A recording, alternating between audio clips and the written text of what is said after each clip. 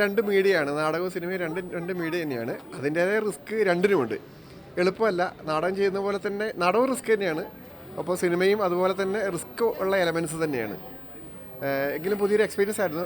അതിന് എനിക്ക് ഏറ്റവും ഗുണം ചെയ്തത് ഈ സിനിമയിൽ എൻ്റെ കൂടെ ഉള്ളത് ഏറ്റവും കൂടുതൽ ഇതിനകത്ത് ആർട്ടിസ്റ്റുകൾ എല്ലാവരും തന്നെ നാടകപ്രവർത്തകരായിരുന്നു. അതുകൊണ്ട് തന്നെ എനിക്ക് അവരെ ഏറ്റവും എളുപ്പത്തിൽ നന്നായിട്ട് അവരെ ബിഹേവ് ചെയ്യിപ്പിക്കാനും അവരെ നല്ല ക്യാരക്ടറൈസേഷൻ നമുക്ക് കറക്റ്റായി കൊണ്ടുവരാനും എളുപ്പത്തിൽ സാധിച്ചു എന്നുള്ളതാണ് ഒരു ഗുണം. മാത്രമല്ല എല്ലാവരും എൻ്റെ സുഹൃത്തുക്കളായതുകൊണ്ട് തന്നെ എനിക്കൊരു അപരിചിതത്വമൊന്നും ഇല്ലായിരുന്നു. എല്ലാവരും വളരെ അനായാസമായിട്ട് എന്നെ കൈകാര്യം ചെയ്യാൻ പറ്റി.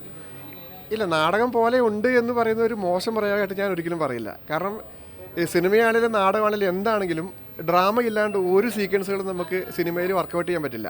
ഡ്രാമ വരേണ്ടടുത്ത് കൃത്യമായി ഡ്രാമ വരണം. അത് നമ്മുടെ മലയാളത്തിൽ തന്നെ ഏറ്റവും പ്രശസ്തരായിട്ടുള്ള നടന്മാരെയൊക്കെ നോക്കിയാൽ തന്നെ അറിയാൻ പറ്റും. എല്ലാവരും നാടകക്കാർ തന്നെയായിരുന്നു.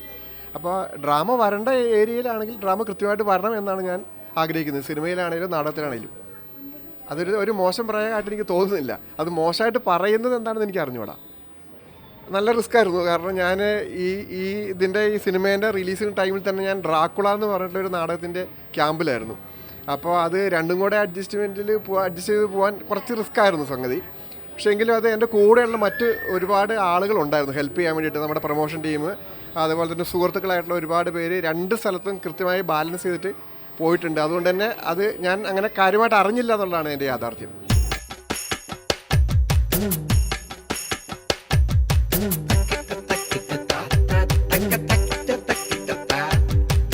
നമ്മളുടെ നൊണ എന്ന് പറയുന്ന സിനിമ ഈ സുൽത്താൻ ബത്തേരിയിലും സമീപ പ്രദേശങ്ങളിലും നിർമ്മിച്ചതാണ്.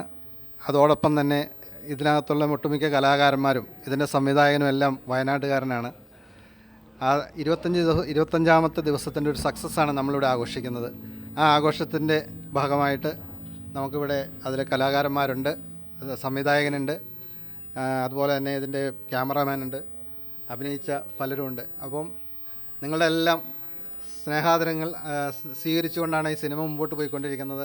നിങ്ങൾ തരുന്ന വിജയത്തിന്, നിങ്ങൾ തരുന്ന ഈ സന്തോഷത്തിന് വളരെയധികം അഭിമാനമുണ്ട്, നന്ദിയുണ്ട്.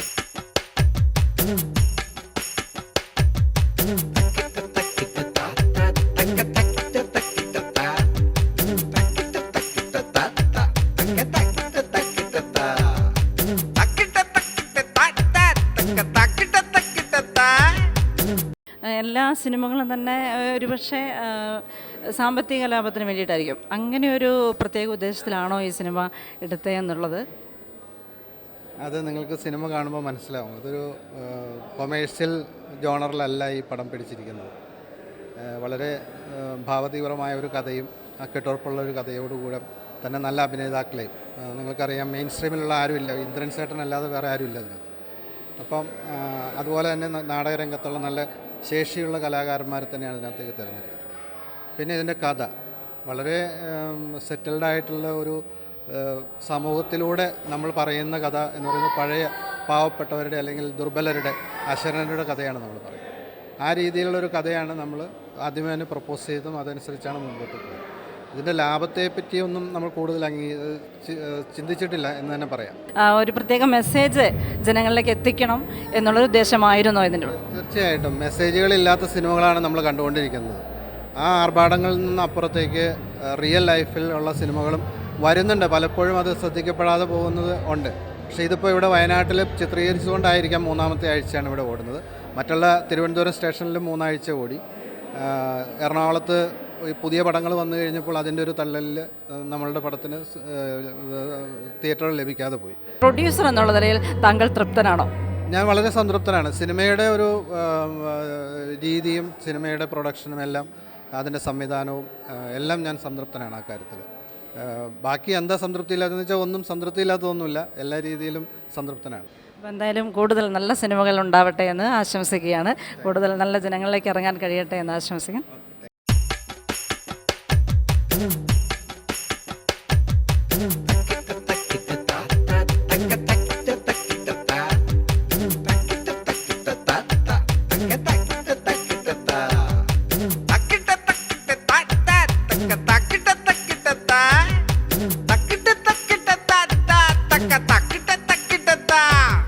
വളരെ എളുപ്പമായിരുന്നു, അത്ഭുതപ്പെട്ട് പോയിട്ടുണ്ട്. കാരണം നമ്മൾ ഉദ്ദേശിക്കുന്ന സെൻസിൽ വളരെ മൈന്യൂട്ടായിട്ടുള്ള സീക്വൻസുകൾ പോലും വളരെ നിഷ്പ്രയാസം, അതായത് അനായാസമായിട്ട് ചെയ്യുന്നത് കണ്ടിട്ട് കൊതി തോന്നിയിട്ടുണ്ട്. അത് വലിയൊരു എക്സ്പീരിയൻസ് തന്നെയായിരുന്നു. അത് നാടകത്തിലാണ് കൂടുതൽ കോൺസെൻട്രേറ്റ് ചെയ്തിരിക്കുന്നത്.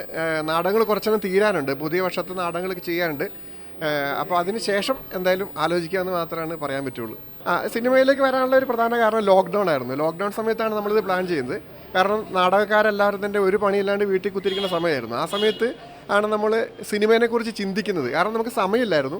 കണ്ടിന്യൂസ് ആയിട്ട് നാടകത്തിൻ്റെ പുറകെ തന്നെയായിരുന്നു. കാരണം ഒരുപാട് 4, 5, 6 നാടകങ്ങളൊക്കെ ഒരു സീസണിൽ വരാറുണ്ട്. അപ്പോൾ ആ ഒരു ബ്രേക്ക് വന്ന സമയത്താണ് സിനിമയെക്കുറിച്ച് ചിന്തിച്ചത്. അപ്പം ഇനിയാണേലും നാടകം കഴിഞ്ഞിട്ട് തന്നെ നമുക്ക് സിനിമയെക്കുറിച്ച് ചിന്തിക്കാൻ പറ്റുള്ളൂ. സിനിമ ഒരു വ്യവസായം എന്നതിനേക്കാൾ ഉപരി ഞാൻ ആഗ്രഹിക്കുന്നത് ഈ പറഞ്ഞ പോലെ ഒരു മെസ്സേജ് കൊടുക്കുക, അല്ലെങ്കിൽ സാമൂഹിക പ്രതിബദ്ധതയുള്ള വിഷയങ്ങൾ പറയുക, കലാമൂല്യത്തോടു കൂടി അവതരിപ്പിക്കുക എന്നുള്ളതാണ്. ആൾ കയറുന്ന സിനിമ ഒരുപക്ഷെ നല്ല സിനിമ ആയിക്കൊള്ളുന്നില്ല. അപ്പോൾ അത് കച്ചവട സിനിമ എന്ന് മാത്രമേ നമുക്ക് പറയാൻ പറ്റുള്ളൂ. അതിനുപരി 2 തരത്തിലും ആ സിനിമേനെ ചെയ്യാൻ പറ്റുകയാണെങ്കിൽ അതൊരു വലിയ വിജയമായിരിക്കും. അത്തരം ഒരു പരീക്ഷണം കൂടിയായിരുന്നു ഈ സിനിമ. കാരണം കൊമേഴ്സ്യലൈസ് ചെയ്യപ്പെടേണ്ട അവസ്ഥയിലും ഈ സിനിമ പോകുന്നുണ്ട്. അതുപോലെ തന്നെ ഇതിൻ്റെ ആർട്ട്, അതായത് കലാമൂല്യവും ഈ സിനിമ കീപ്പ് ചെയ്യാൻ ശ്രമിച്ചിട്ടുണ്ട്. എനിക്ക് ഏറ്റവും കൂടുതൽ ഗുണം ചെയ്തത് ഈ 2 മേഖല തന്നെയാണ്. കാരണം ക്യാമറ ചെയ്തത് പോളേട്ടനാണ്. കാരണം വയനാടിൻ്റെ ഒരു പശ്ചാത്തലത്തിലാണ് സിനിമ പോയിക്കൊണ്ടിരിക്കുന്നത്. അപ്പം വയനാടിനെ കൃത്യമായിട്ട് അറിയുന്ന ഒരു ക്യാമറമാൻ, അതിൻ്റെ ലൈറ്റിംഗ് സോഴ്സുകളെക്കുറിച്ച് അങ്ങനെയുള്ള എല്ലാ ഡീറ്റെയിൽസ് അറിയുന്ന ഒരു ക്യാമറമാനെ കിട്ടുക എന്ന് പറയുന്നത് ഒരു ലക്ക് തന്നെയാണ്. മാത്രമല്ല എൻ്റെ ഗുരു കൂടിയാണ്. അപ്പോൾ എനിക്ക് വളരെ എളുപ്പമായിരുന്നു. അത്രയും എക്സ്പീരിയൻസ് ഉള്ള ഒരാളുടെ കൂടെ എൻ്റെ ഒരു ഫസ്റ്റ് വർക്ക് ചെയ്യാമെന്ന് പറയുന്നതിന് ഏറ്റവും എളുപ്പമായിരുന്നു. അതുപോലെ തന്നെ ഇതിൻ്റെ ആർട്ട് വർക്ക് ചെയ്ത ആളുകൾ സുരേഷ് ഏട്ടൻ, സുനിൽ, 2 പേരാണ് ചെയ്തത്. അവരും എൻ്റെ കാലങ്ങളായിട്ടുള്ള സൗഹൃദങ്ങളാണ്. അപ്പോൾ വളരെ എളുപ്പത്തിൽ നമുക്ക് കൺവേ ചെയ്യാൻ പറ്റിയെന്നുള്ളതാണ് പല കാര്യങ്ങളും അവരുമായിട്ട്. അതുകൊണ്ട് തന്നെ എളുപ്പത്തിൽ നമുക്ക് അതിലേക്ക് എത്താൻ പറ്റി. അല്ല, ഞാനും തിരക്കഥാകൃത്ത് ഹേമന്ത് കുമാർ, ഹേമന്തേട്ടനും ഞാനും തമ്മിൽ ഒരു 10-18 വർഷമായിട്ടുള്ള നാടക ഒരു കോമ്പിനേഷൻ ഉണ്ട്. ഇത്രയും കാലത്തിനിടയ്ക്ക് ഞാൻ ഹേമന്തേട്ടൻ്റെ അല്ലാതെ ചെയ്തിരിക്കുന്ന 2-3 നാടകങ്ങൾ മാത്രമേ ഉള്ളൂ. അപ്പോൾ ഇതിൻ്റെ സ്ക്രിപ്റ്റ് എന്ന് പറയുന്നത് എനിക്ക് വൺലൈൻ പക്കയായിരുന്നു.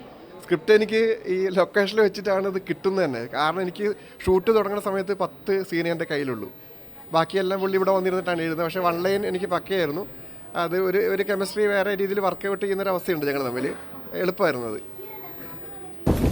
നന്മ നേരുമമ്മ വിണ്ണിൻ രാജകന്യ